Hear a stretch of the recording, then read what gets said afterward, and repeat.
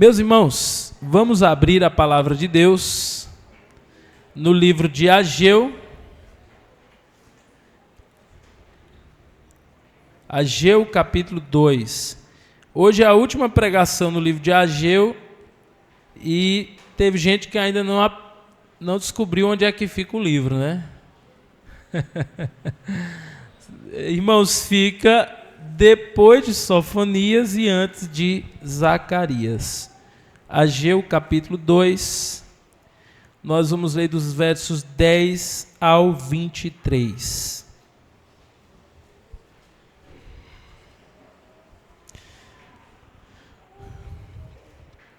Ageu 2, do 10 ao 23. No 24º dia do 9º mês, no 2º ano do reinado de Dário, a palavra do Senhor veio a Ageu dizendo: Assim diz o Senhor dos Exércitos, peça aos sacerdotes que resolvam a seguinte questão relacionada à lei. Se alguém leva carne santificada na borda de sua roupa, e ela vier a tocar no pão, ou no cozido, ou no vinho, ou no azeite, ou em qualquer outro mantimento, isso será santificado? E os sacerdotes responderam: o que, irmãos? Não. Então Ageu perguntou: se alguém que se tornou impuro pelo contato com um cadáver tocar em qualquer dessas coisas, ficará ela impura?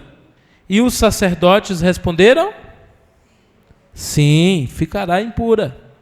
Então Ageu continuou: assim é este povo, e assim é esta nação diante de mim, diz o Senhor. Assim é toda a obra das suas mãos e o que ali oferece. Tudo é impuro. Agora considerem tudo o que aconteceu desde aquele dia. Antes de vocês terem começado a colocar pedra sobre pedra no templo do Senhor. Antes daquele tempo, alguém vinha a um monte de trigo, esperando encontrar 20 medidas, e havia somente 10. Via ao lagar para tirar 50 medidas, e havia somente 20. Eu os feri com queimaduras, com ferrugem, com granizo, em tudo o que vocês fizeram. Mas não houve entre vocês quem se voltassem para mim, diz o Senhor. Por isso, desde o dia de hoje, desde o 24º dia do 9º mês, desde o dia em que foram lançados os alicerces do templo do Senhor, considerem no seguinte: ainda há sementes no celeiro? Além disso, a videira, a figueira, a romanceira e a oliveira não têm dado os seus frutos. Mas de hoje em diante, eu abençoarei vocês. A palavra do Senhor veio pela segunda vez a Ageu, no 24º dia do mês, dizendo: fale a Zorobabel, o governador de Judá. Farei tremer o céu e a terra. Derrubarei o trono dos reinos e destruirei a força dos reis das nações. Destruirei os carros de guerra e os que neles andam. Os cavalos morrerão, e os seus cavaleiros matarão uns aos outros. Naquele dia, diz o Senhor dos Exércitos, tomarei você, Zorobabel, filho de Salatiel, você que é meu servo, diz o Senhor, e farei de você um anel de selar, porque eu o escolhi, diz o Senhor dos Exércitos. Amém, irmãos? Amém, povo de Deus? Glória a Deus. Então, olha como a parte boa dos profetas menores, a parte ruim é que os irmãos têm dificuldade de encontrar o texto bíblico na hora do culto, né? Mas a parte boa é que em 3 pregações nós já estudamos todo um livro da Bíblia. Já pensou? Irmãos, eu queria só relembrar, tem muita gente nova aqui, alguns quero louvar a Deus pelos os universitários, os irmãos que estavam viajando, estão de volta, as pessoas que nos visitam nessa noite. E eu queria relembrar um pouco do contexto histórico, daquilo que está acontecendo por detrás da passagem que nós lemos hoje. O livro do profeta Ageu se passa por volta de 520 antes de Cristo, após o retorno do povo de Israel do exílio na Babilônia. Veja, meus irmãos, o povo, por causa dos seus pecados, por causa da idolatria, da dureza do coração, eles foram entregues a Deus, ao império da Babilônia, que na época era liderado por Nabucodonosor. E eles foram levados cativos, exilados para a Babilônia, e lá no exílio eles passaram 70 anos. E depois de 70 anos, como havia sido profetizado ou anunciado por Isaías, Deus então levanta este imperador Ciro, que ordena que o povo volte para Jerusalém. E nós vimos aqui que eles voltam em 3 momentos. Tem aquele momento em que volta um grupo liderado por Neemias para reconstruir os muros de Jerusalém. Mas esse outro grupo, liderado por Zorobabel, que era o governador da época, que era neto do último dos reis de Israel, e Josué, o sumo sacerdote. Eles voltam para poder reconstruir o templo. E quando eles chegam lá, eles começam a reconstruir o templo, mas por uma série de motivos eles abandonam a construção do templo. E aí se passam 16 anos e o povo não volta para construir o templo do Senhor. Então Deus levanta 2 profetas, Ageu e Zacarias, para confrontar o povo e dizer: volte e reconstruam o templo do Senhor. Porque o templo, naquela época, meus irmãos, ele representava a presença de Deus no meio de Israel. A presença de Deus no meio do povo. E como nós vimos lá no primeiro capítulo, nos versos de 1 a 9, Deus diz: olha, suba ao monte, retirem madeira e reconstrua o templo, para que eu habite ali, para que ali vocês possam ver a minha glória. E nós vemos também no final do capítulo 1 que o povo obedece. O povo obedece, eles vão lá e reconstroem o templo. Na semana passada, no início do capítulo 2, nós vimos que depois que o templo foi reconstruído, o povo foi abatido por um desânimo. Domingo passado nós falamos aqui sobre desânimo. Por quê? Porque eles olhavam para o templo e lembravam-se do passado. Lá em Zacarias capítulo 3 diz que os anciãos, os mais velhos, aqueles que tinham visto com seus próprios olhos o templo de Salomão em todo o seu esplendor, quando eles viram aquele templo que foi reconstruído por Zorobabel, eles gritaram, choraram em alta voz, eles estavam decepcionados com a glória do antigo templo para aquilo que eles tinham agora. E por isso eles ficaram desanimados, ficaram muito tristes por conta daquela situação. E Deus então anima o povo. Deus traz uma promessa para aquele povo de que Deus revisitaria aquele templo. E a glória da segunda casa seria maior do que a primeira. Há uma promessa de Deus. Nós vimos que essa promessa só se cumpre plenamente na pessoa de quem? De Jesus Cristo. Porque Ele vem como sendo o templo do Senhor, aquele em que habita toda a plenitude de Deus, para manifestar a glória de Deus aos homens. E então é Cristo quem nos traz a esperança de um futuro glorioso, onde Deus habitará para sempre no meio do seu povo. E hoje, irmãos, nós vamos ver essas 2 últimas profecias de Ageu. Se você observar aí no texto em que foi lido, a partir do versículo 10, diz que no 24º dia do 9º mês, no 2º ano do reinado de Dario, a palavra do Senhor veio ao profeta Ageu. Pouco tempo depois que o templo foi reconstruído. Se você voltar lá no versículo 1, diz o quê? No 2º ano do reinado de Dario, no 7º mês, no 21º dia do mês. Não é isso? Isso é no 7º mês. Já no versículo 10 diz que é no 9º mês. Então é menos de 2 meses depois.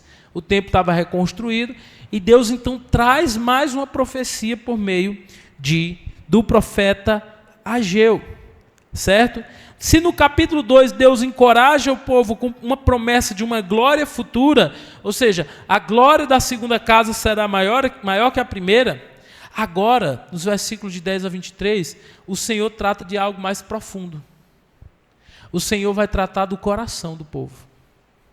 O templo já estava construído, estava no jeito de adorar a Deus. Quando a gente faz uma reforma é algo maravilhoso. Eu tenho sonhado, irmãos, em fazer uma ampliação desse templo aqui. Né? Temos aqui um templo maior aqui para a nossa igreja, para nós podermos alcançar ainda mais pessoas. E toda vez que a gente faz uma reforma, constrói um templo, a gente fica muito empolgado. Mas de nada adianta ter um templo, ter um espaço para adorar a Deus, se o nosso coração não estiver preparado para isso. Porque Deus não olha para a beleza do templo. Deus não olha apenas para aquilo que acontece dentro do templo. Deus olha para aquilo que está acontecendo no mais profundo do nosso coração, irmãos. E a partir de agora, nessas duas últimas profecias de Ageu que eu li aqui, Deus vai tratar não só a questão do templo que estava abandonado. Ele vai mostrar que o templo estava abandonado por algo muito mais profundo. O coração daquele povo estava trocando a glória de Deus, a comunhão com Deus, por uma vida de pecado. Eles estavam se entregando ao pecado e por isso Deus não estava habitando no meio dele. O texto aqui possui duas mensagens proféticas, no verso 10 e no verso 20. E o mais interessante, irmãos, é que essas duas mensagens, elas vêm no mesmo dia para o profeta Ageu. Deus fala, Deus se revela a Ageu duas vezes no mesmo dia. Na primeira revelação, Deus mostra o pecado do povo. Mas na segunda revelação, a partir do verso 20, Deus traz uma mensagem de esperança. Porque Deus é assim, meus irmãos. Deus é misericordioso. O que eu acho incrível de Deus é que, irmãos, se fosse por nós, nós já teríamos sido destruídos, porque nós somos pecadores. A Bíblia diz que Deus não nos trata segundo os nossos pecados, mas segundo a multidão das suas misericórdias. Se Deus nos tratássemos como nós merecemos, nenhum de nós estávamos aqui. Nem começar de mim. A verdade é que ao mesmo tempo que Deus confronta o pecado do povo, Deus traz uma mensagem de esperança. Porque Deus ama o seu povo. Porque Deus deseja trazer o seu povo para perto de si, meus irmãos. Às vezes, quando nós ouvimos uma exortação da parte de Deus, seja no nosso devocional, seja quando a gente está lá dentro do nosso quarto orando, ou seja quando o pastor sobe aqui e prega a palavra, seja na conversa com um irmão, uma irmã da igreja, às vezes quando nós somos confrontados por Deus, nós não gostamos. A gente se sente incomodado, não é verdade? Eu muitas vezes me sinto incomodado. Mas a verdade, irmãos, é que o confronto de Deus, ele revela uma coisa, ele revela que ele nos ama. Deus podia muito bem deixar a gente andar por conta própria. Deus podia nos entregar a própria sorte, como a Bíblia diz em Romanos capítulo 1, que ele faz com os ímpios. Entrega aos seus próprios prazeres para viverem segundo a sua própria vontade. Mas Deus não faz assim com os seus filhos. Porque no livro de Hebreus, a palavra de Deus diz que o pai disciplina ao filho que ama e repreende a todo a quem ele quer bem. E é assim que Deus faz com Israel no Antigo Testamento. Deus sempre confronta e repreende Israel por meio dos profetas.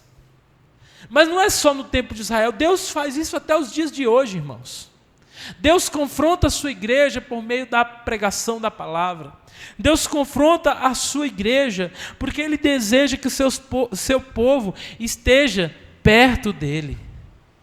Deixa eu dizer uma coisa para você, meu irmão e minha irmã. Deus não quer você distante da comunhão com Ele. O Senhor deseja que você esteja perto dEle. E é por isso que Ele confronta. É por isso que Ele exorta. É por isso que muitas vezes Ele mostra onde nós precisamos mudar. E Ele vai fazer isso nesse texto. E aqui, eu gostaria de tratar sobre esse trecho em 3 momentos. Em primeiro lugar, dos versículos 10 a 14, nós vamos aprender que o pecado, ele contamina tudo. O pecado contamina tudo. Você pode repetir comigo? O pecado contamina tudo. É isso mesmo. Em segundo lugar, nós veremos que a graça de Deus, ela muda o curso da nossa vida.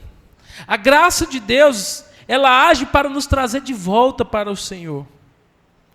E em terceiro lugar, Deus promete restauração para o seu povo. Meus irmãos, em primeiro lugar, Ageu, Deus vai falar ao profeta Ageu que o pecado contamina tudo. Se você ver comigo a partir do versículo de número 11, versículo de número 11, do capítulo 2, assim diz o Senhor dos Exércitos. Deus diz assim para Ageu: Ageu, vá lá e peça aos sacerdotes que decidam a seguinte questão relacionada com a lei. E a pergunta é a seguinte: se alguém leva carne santificada na borda de sua roupa, e essa carne vier a tocar no pão, no cozido, no vinho ou no azeite, ou em qualquer outro mantimento, isso ficará santificado? E a resposta que os sacerdotes responderam para Ageu: não, não vai ficar. Certo? A santidade, ela não se transmite automaticamente. Ela não se transmite automaticamente. E é interessante, porque uma das coisas que ele está falando, isso é o seguinte: foi reconstruído o templo. Talvez para muitas pessoas, o fato de estar ali no templo já tornavam eles crentes, santos. O fato de ir lá oferecer sacrifício, para eles, para muitos deles, já agradava a Deus. O fato de ter reconstruído o templo, de fazer parte daquela reinauguração, para muitos talvez fosse o suficiente. É como se Deus estivesse dizendo: olha, não é pelo fato de vocês estarem no templo, tocar no templo, participar do culto, oferecer sacrifício, que vocês serão purificados. A ideia é clara.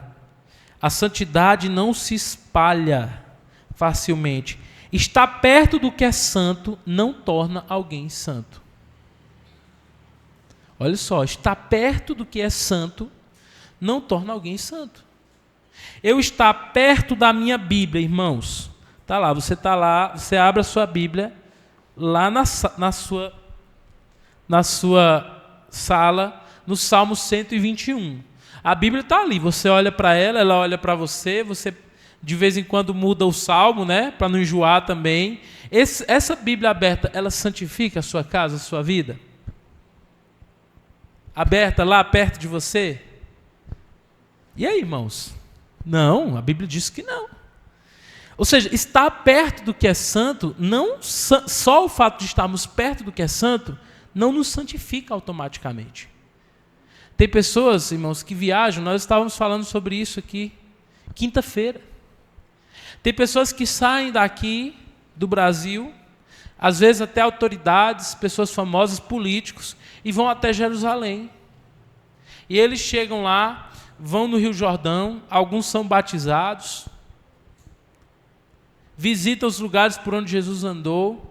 Eles vão lá no muro das lamentações, pegam no muro. Você já viu a foto de algum famoso orando no muro das lamentações? Então eles estão ali perto daquilo que é sagrado, né? Ali a terra santa. Mas aquilo não santifica eles. Porque simplesmente estar perto do que é santo não nos santifica. É isso que o Deus está falando para o povo de Israel aqui. A segunda pergunta está aqui. Então Ageu perguntou: se alguém que se tornou impuro pelo contato com um cadáver tocar em qualquer uma dessas coisas, ela ficará impura? E os sacerdotes responderam o quê? Sim, ficará impura. E aqui, irmãos, a lógica se inverte. Porque se de um lado estar perto do que é santo não necessariamente nos santifica, nós vemos aqui que a impureza, o pecado, por outro lado, ele contamina tudo. A impureza é contagiosa. E essa era uma verdade central da lei. Vamos revisitar a lei de Moisés? Vamos colocar aqui no projetor para os irmãos, Números capítulo 19, verso 22. Números 19, 22. Número 19, 22. Vamos ler todos juntos? Qualquer coisa na qual alguém que estiver impuro tocar, se tornará impura. E qualquer pessoa que tocar nela, ficará impura até o entardecer. Então vejam, por outro lado, o simples fato de tocar no que era impuro, já tornava aquela pessoa impura. Veja, meus irmãos, que quem está fazendo esse questionamento para o povo não é o profeta Ageu. O profeta Ageu é apenas um interlocutor. A pergunta está sendo feita pelo próprio Deus. Deus está levando o povo a considerar os seus caminhos e a estudar a Bíblia. Que ele diz assim, vai lá e pergunte para os sacerdotes. O que é que a lei diz a respeito disso? Deus está mandando o povo de Deus procurar na Bíblia qual é a sua vontade. E é lá que nós temos que procurar. Nós temos que buscar a palavra do Senhor. Levíticos, capítulo 15, verso 31, vai reforçar isso. Levíticos 15, 31. Nos diz assim a palavra de Deus no livro de Levíticos, capítulo 15, verso 31. Todos juntos? Mantenham os israelitas separados das coisas que os tornam impuros, para que não morram por contaminar com a sua impureza o meu tabernáculo que está entre eles.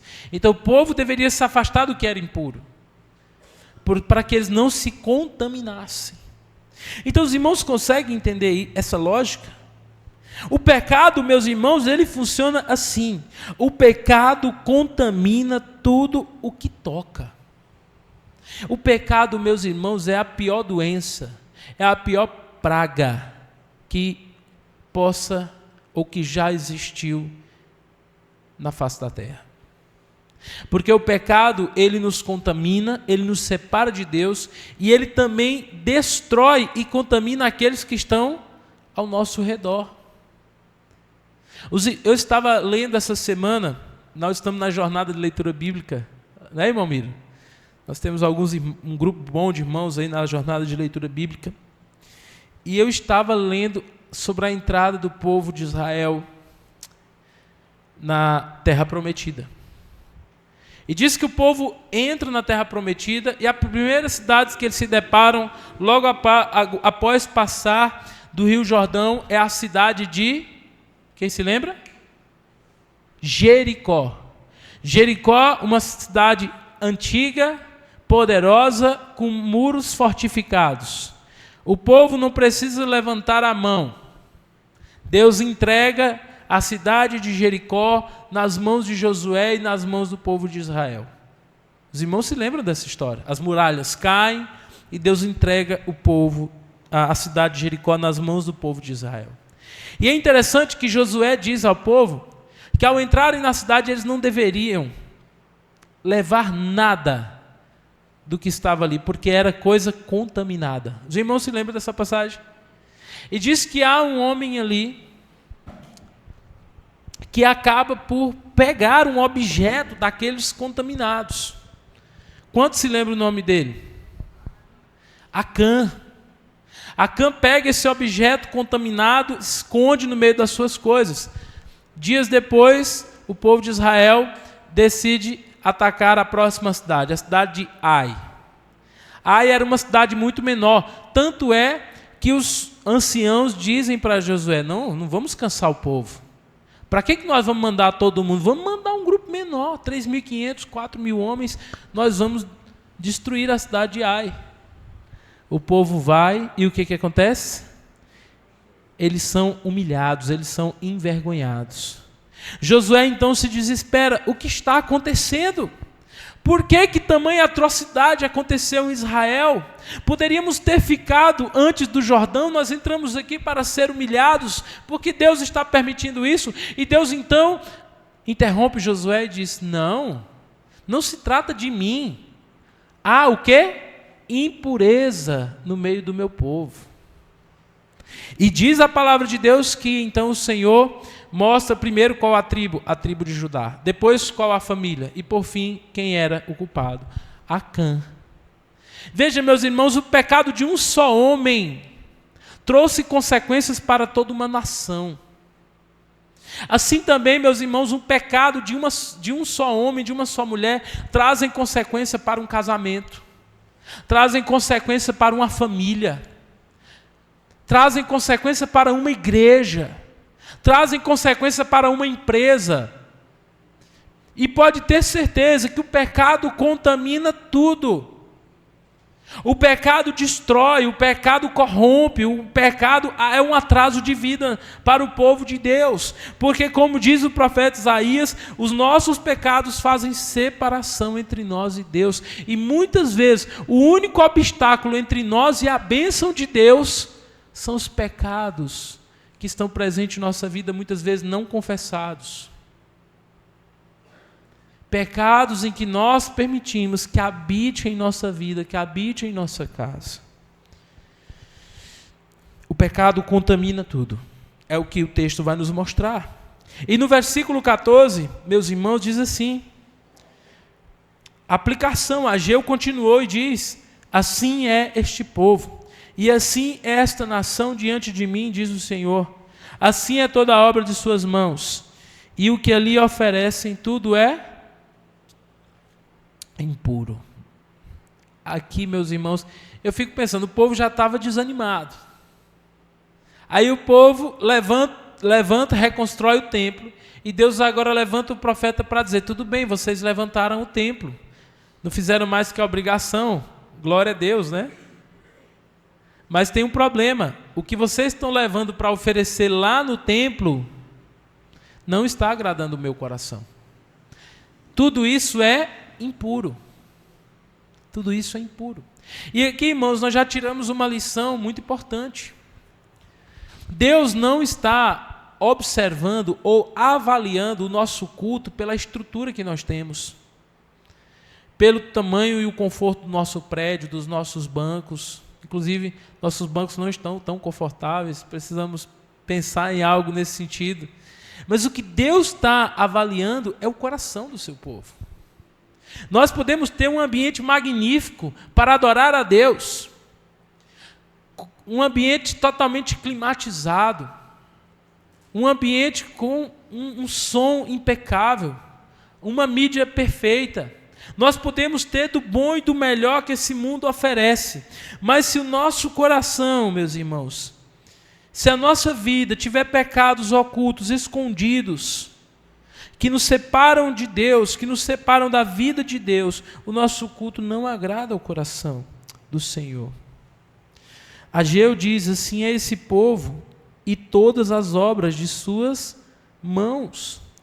O povo estava reconstruindo o templo, mas Deus diz algo chocante: eu não estou sendo santificado por meio desse templo. Vocês estão contaminando esse templo. Por quê? Porque o coração estava errado. E isso revela uma verdade profunda que nós precisamos entender. Atividades religiosas não substituem uma vida de santidade. Atividades religiosas não substituem uma vida de santidade. É interessante isso. Tem gente que diz assim: olha, eu não gosto de religião, eu não falo sobre religião. Não, presta atenção. Não tem problema com religião, desde que ela seja a religião verdadeira. Tiago fala que tem uma religião verdadeira. Né? É ou não é? E lá Tiago diz: a religião pura e verdadeira é o quê? Acudir os órfãos e as viúvas em suas necessidades, e só isso? E guardar a língua de falar o mal. Ou seja, a religião não é só sobre fazer coisas, a religião é sobre santidade.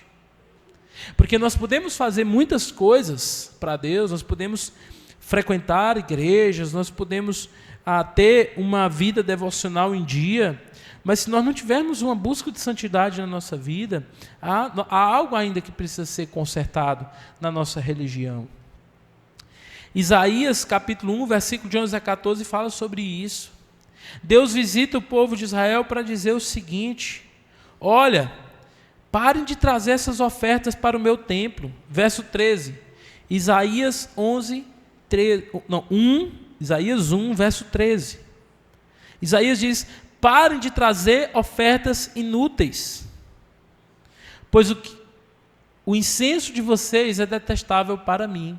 As festas da lua nova, sábados, as reuniões, eu não consigo suportar, pois as suas assembleias estão cheias de iniquidade. Ou seja, o templo estava funcionando, tinha religião, tinha serviço, tinha envolvimento, mas o povo estava vivendo em pecado que desagradava a Deus. Deus não estava suportando aquele tipo de culto. E nós temos que tomar muito cuidado, irmãos, porque o pecado, ele torna a nossa adoração impura, nosso serviço contaminado e nossas obras insuficientes. A gente não deve pensar que o fato de eu estar cantando hinos, louvores, que isso é suficiente para Deus. Esses dias aí no período do carnaval eu recebi um vídeo, lá na Bahia. Estava lá o trio elétrico, Carnaval de Salvador, uma cantora famosa, toda mal vestida, o povo tudo embriagado, entregue às orgias, aos prazeres, aos pecados. Quando foi lá para 2, 3 horas da manhã, ela puxou o quê? O hino da igreja. Começou a cantar lá no meio, uma música gospel. E aí o povo começou a chorar lá no meio do carnaval. E talvez a gente diga assim, olha que coisa maravilhosa. Mas na verdade, irmãos, é que o sagrado se tornou o quê? Algo sem sentido. As pessoas imaginam que adorar a Deus agora se trata de cantar músicas. Mas o texto vai dizer que Deus deseja santidade. Amém, irmãos? A palavra de Deus diz, sem santidade ninguém verá o Senhor. Não estou falando de perfeição, meus irmãos. Nenhum de nós somos perfeitos. Mas quando nós pecamos, nós temos que confessar os nossos pecados, nos voltar para Deus e nos apresentar diante do Senhor para que nossos pecados sejam perdoados e purificados e nós possamos nos apresentar diante dele. O problema do povo não era apenas parar a obra do templo, era o pecado do coração. Nós podemos ter um templo bonito, um culto impressionante, mas se não houver santidade entre os pastores, se não houver santidade entre os irmãos e as irmãs, no meio da família de Deus, Deus não se agradará de nós. E isso vale para os pastores também. Tem muitos pastores, irmãos, que eles podem ter uma retórica invejável. Eles têm uma homilética fantástica, pregam muito bem. Mas se não tiver santificação, não haverá a presença de Deus no meio do povo do Senhor. E aí, a partir dos versos 15 a 19, Deus então confronta, ele disciplina o povo.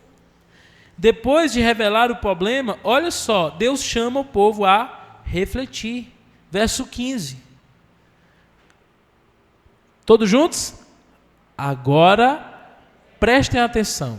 Preste atenção. É interessante que Deus não mostra só o problema, Deus mostra a solução. O que tem que mudar? De hoje em diante, reconsiderem. É como se Deus dissesse, vocês estão pecando até aqui, vocês estão permitindo que coisas que desagradam a Deus, que pecados estejam presentes no meio de vocês, mas de hoje em diante reconsiderem tudo isso. Avaliem a vida espiritual de vocês. Em que condições vocês viviam antes que se colocasse pedra sobre pedra no templo do Senhor? É interessante isso. É como se Deus estivesse levando o povo a refletir. Como que está a vida de vocês antes da construção desse templo?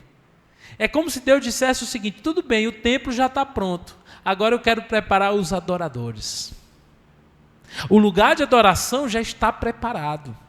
Agora eu quero preparar os adoradores. Eu quero que vocês se preparem para que eu tenha alegria no culto que vocês vão oferecer nesse lugar. Essa expressão, considerem isso, né? Ou aqui, de hoje em diante, reconsiderem. Essa palavra ela é repetida várias vezes no livro de Ageu. Deus quer que o povo releia a sua própria história. Deus quer que a gente faça uma avaliação de nós mesmos. É interessante, meus irmãos, que nós estamos o tempo inteiro avaliando o mundo. Eu falo por mim. Essa semana eu estava revoltado com algumas coisas que eu vi aí na internet. E tem coisa que revolta mesmo. Aqui no Brasil, o errado é certo, o certo é errado. O povo já está confuso. Tem coisas revoltantes acontecendo lá fora. É ou não é? Agora, a gente avalia muito o mundo, não tem problema. A Bíblia chama isso de discernir os tempos. Mas o grande problema da igreja não é falta de discernir o tempo. Nós precisamos aprender a discernir, a avaliar nós mesmos. O apóstolo Paulo, em 1 Coríntios capítulo 11, naquele texto que fala sobre a ceia do Senhor, ele diz: examine a si mesmo. Em Ageu, essa palavra é repetida várias vezes. Reconsiderem os seus caminhos. Nós precisamos fazer um autoexame, irmãos. Nós precisamos olhar para dentro de nós e ver em que áreas da nossa vida nós precisamos mais da graça do Senhor. De que áreas? Deus quer que você e eu, Deus quer que o seu povo releia a sua própria história, avalie sua vida espiritual e se volte para o Senhor. Sabe por quê? Porque no verso 16 e 17 vai dizer que se nós não fizermos isso, ele vai falar o que estava acontecendo com o povo de Israel. Quando alguém chegava a um monte de trigo procurando 20 medidas, haviam apenas 10. Quando alguém ia ao lagar para tirar 50, só encontrava 20. E aí nós relembramos aqui do que é dito lá no capítulo 1. Quando Deus diz o seguinte: olha, vocês plantam, mas não colhem. Vocês bebem, mas não saciam a sede. Vocês comem, mas não matam a fome. Vocês recebem o salário, mas tudo que recebem botam num saco furado. E por que Deus diz isso? Porque vocês não têm honrado a mim. É como se o Senhor estivesse dizendo que nós precisamos reconsiderar que muitas coisas que não estão dando certo na nossa vida pode ser fruto de uma adoração errada. De que coisas precisam ser acertadas na vida do povo de Deus. Eles plantavam muito e colhiam pouco. Esperavam 20 medidas, mas recebiam 10. Esperavam 50, mas recebiam 20. E isso ecoa as maldições da aliança, lá em Deuteronômio capítulo 28, do 15 ao 24. Quando o povo de Israel entra em Canaã, logo assim que passam o Jordão, eles chegam ali na região onde depois foi construída a cidade de Siquém, e lá tem 2 montes, o Monte Ebal e o Monte Gerezim. O Monte Ebal é conhecido como o Monte das Maldições, e o Monte Gerezim como o Monte das Bênçãos. E ali Moisés ordenou a Josué que fosse relida toda a lei do Senhor.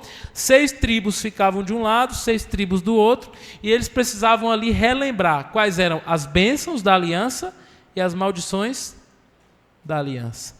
As bênçãos eram: se o povo fosse fiel a Deus, não se entregasse para adorar outros ídolos, eles seriam abençoados por Deus.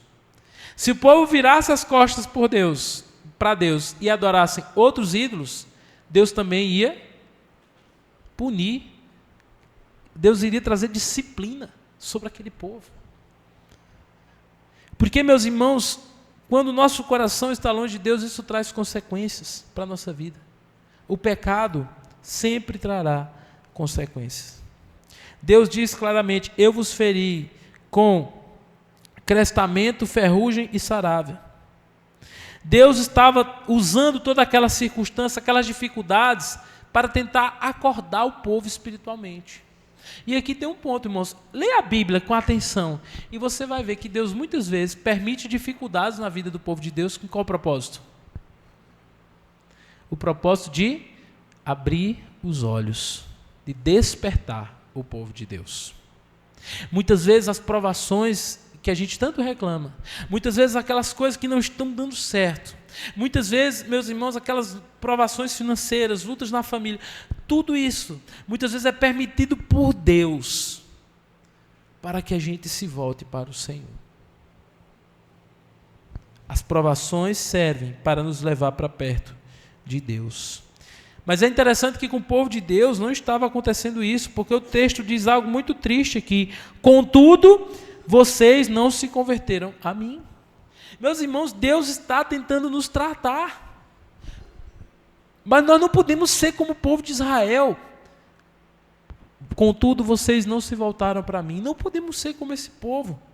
Nós somos chamados a nos voltar para Deus. Como que está nosso relacionamento com Deus? Deixa eu te perguntar, como que está a tua vida devocional, meu irmão? Você tem lido a Bíblia, você tem orado, você tem tido tempo com o Senhor. Sabe o que Jesus diz lá em Mateus 6? Entra no teu quarto, tu e Deus. Fala com Deus. Será que o povo de Deus está experienciando, vivendo esse relacionamento com Deus? Na família, nós temos ensinado nossos filhos no caminho do Senhor. Nós temos feito o momento devocional, ensinando a palavra de Deus para os nossos filhos. Maridos e esposas, os maridos têm amado as esposas como Cristo amou a igreja, se dedicando, servindo, não aquela liderança autoritária, arrogante, que Deus abomina, mas uma liderança de um servo que provê tudo que a família precisa, inclusive a palavra de Deus para o coração da esposa e dos filhos. Como que está o nosso relacionamento no trabalho? Nós temos exaltado a Deus através do nosso trabalho, meus irmãos. As pessoas, quando olham de lá, veem Jesus na nossa vida. Como tem sido na nossa vizinhança, o que nossos vizinhos têm a dizer de nós, como tem sido a nossa vida financeira. O texto de Ageu fala muito sobre isso. O povo não queria honrar a Deus com as suas finanças. E é interessante, irmãos, que nós devemos nos atentar para isso. Porque Malaquias 3 tem um confronto sobre isso. Poderia, por acaso, o homem roubar a Deus? Quando nós não honramos a Deus na nossa vida financeira, de certa forma nós estamos roubando a Deus. Porque nós estamos deixando de exaltar o Senhor através de uma área tão importante. Deus tem nos abençoado tanto e muitas vezes nós nos esquecemos de honrar a Deus através dessa vida. Deus está nos chamando a atenção, mas a partir do verso 18 e 19 nós vemos a graça de Deus.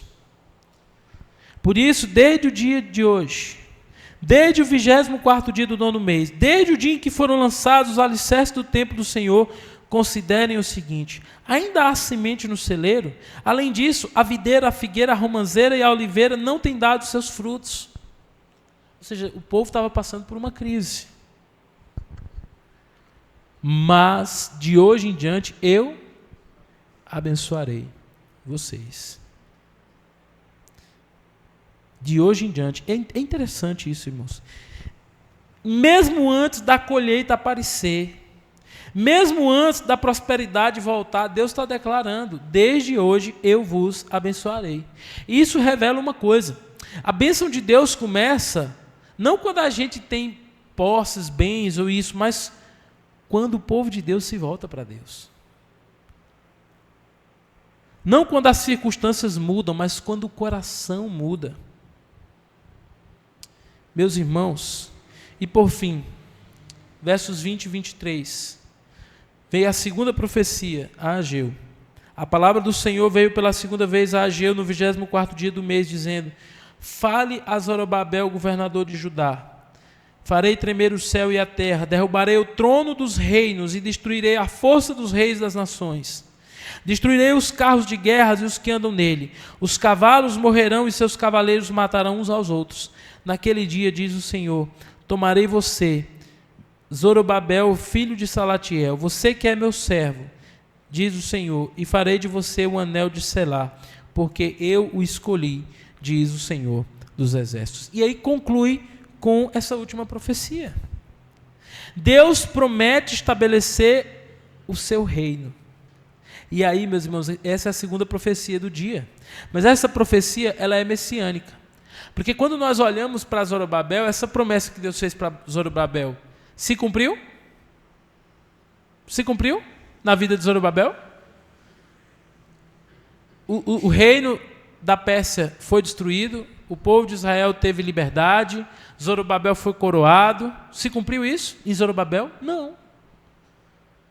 E talvez a gente até pense, então quer dizer que Deus fez uma promessa que não se cumpriu? A questão, meus irmãos, nós precisamos entender como que funciona a profecia bíblica. Esse texto não se cumpriu em Zorobabel, mas se cumpre em alguém que é descendente de Zorobabel. Deus promete abalar os reinos. Deus promete destronar os reis.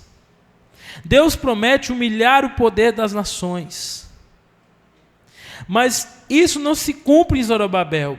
Isso se cumpre em um rei prometido. É interessante, irmãos, que no verso 23, olha o que Deus diz para Zorobabel. Zorobabel, eu farei de você como um anel de selar. O que significa isso, irmãos? O anel de selar aqui traz a ideia de autoridade, legitimidade real e aprovação divina. E aqui tem algo extraordinário. Abre aí Jeremias capítulo 22, versículo 24. Eu quero mostrar para os irmãos algo incrível que acontece antes do exílio. Nos dias que o povo estava sendo levado para a Babilônia. Jeremias 22, 24. Os irmãos se lembram que Deus fez uma promessa para Davi de que sempre haveria no trono um descendente de Davi. Os irmãos se lembram disso? Porém, quando a Babilônia levou cativo o povo de Judá para a Babilônia, o rei, o descendente de Davi, ele foi preso, foi humilhado e foi levado para a Babilônia. Olha o que diz aqui, ó. Tão certo como eu vivo, declara o Senhor, ainda que você, Joaquim, filho de Jeoaquim, rei de Judá, fosse um anel de selar na minha mão direita, eu o arrancaria de lá. Deus está dizendo para Joaquim, que foi um rei, que foi desprezado por Deus, olha, ainda que você fosse um anel de selar na minha mão, eu o arrancaria e jogaria fora. Deus estava desaprovando a descendência de Davi na pessoa de Joaquim. Agora, quase 100 anos depois, Deus está fazendo o quê? Uma reconciliação com a linhagem real de Davi e dizendo para Zorobabel o seguinte: agora, Zorobabel, eu encontrei em você um coração com quem eu posso refazer essa aliança. E eu tenho em você agora como um anel de selar. É interessante isso, irmãos. Deus promete restaurar a linhagem de Davi. Zorobabel era descendente de quem, irmãos? De Davi. 2 Samuel 7, 12 a 16, havia uma promessa de que sempre haveria um descendente de Davi como rei. Zorobabel não foi o rei final. Ele foi apenas uma sombra do rei que viria. Séculos depois, nós vemos algo muito interessante. Lá no Evangelho de Mateus, capítulo 1, verso 12. Mateus, capítulo 1, verso 12. Nós vemos a linhagem do Messias, a linhagem de Jesus. E vamos ler todos juntos? Depois do exílio da Babilônia, Jeconias, Salatiel, gerou Zorobabel. 13. Zorobabel, e por aí vai. E essa linhagem deu fim em quem, meus irmãos? Jesus. Jesus é o descendente de Zorobabel. E é nele que se cumpre a profecia do capítulo 2 de Ageu. Jesus é o verdadeiro rei davídico. Jesus é o selo da autoridade de Deus. Jesus é aquele que estabelece o reino eterno. Mas tem uma coisa, irmãos. Cristo não resolve só isso. Ele resolve o maior problema revelado no início do texto. Qual era o problema lá do início do texto? O quê? O pecado que contaminava tudo, inclusive a adoração do povo. No Antigo Testamento, a impureza contaminava tudo. Mas em Cristo, acontece o quê? O oposto.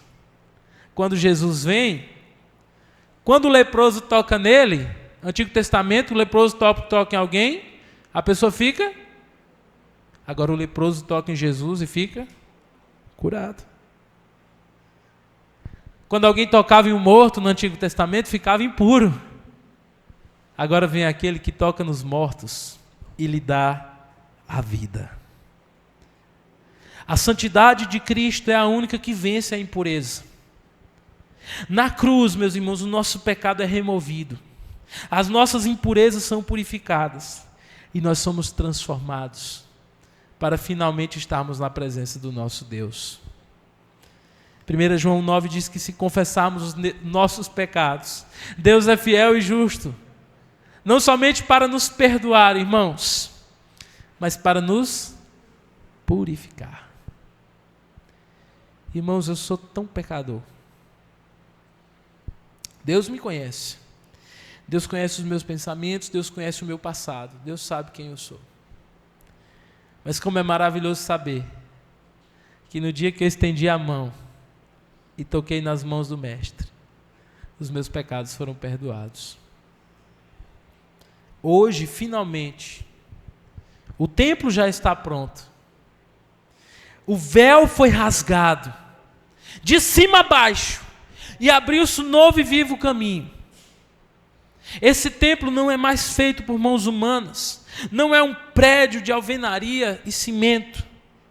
Esse templo agora é a igreja do Deus vivo. E nós agora purificados podemos entrar na presença de Deus para adorá-lo para todo sempre. E nós queremos adorar até, sabe quando? Até sempre. Um dia nós estaremos eternamente na presença de Deus, irmãos. Lá não haverá mais pecado. Tem um hino que diz: no céu não entra pecado. É a minha esperança. O dia em que eu serei como meu Jesus é. Deus me conhece. Muitas vezes, irmãos, o bem que eu quero, eu não faço. Mas o mal que eu não quero, eu termino fazendo. Mas a minha esperança é que um dia, pode ser que eu não esteja mais vivo aqui. Pode ser que eu já esteja debaixo de 7 palmos. Talvez eu já não esteja mais aqui. Mas naquele dia, meus irmãos, ouvirá-se uma trombeta no céu. E todos olharão e verão no céu o sinal do Filho do Homem. As pessoas não creem. Muitos dizem que nós somos loucos por crer nisso, mas nós cremos nisso. Essa não é uma mensagem da igreja, essa é a mensagem da igreja. Jesus voltará.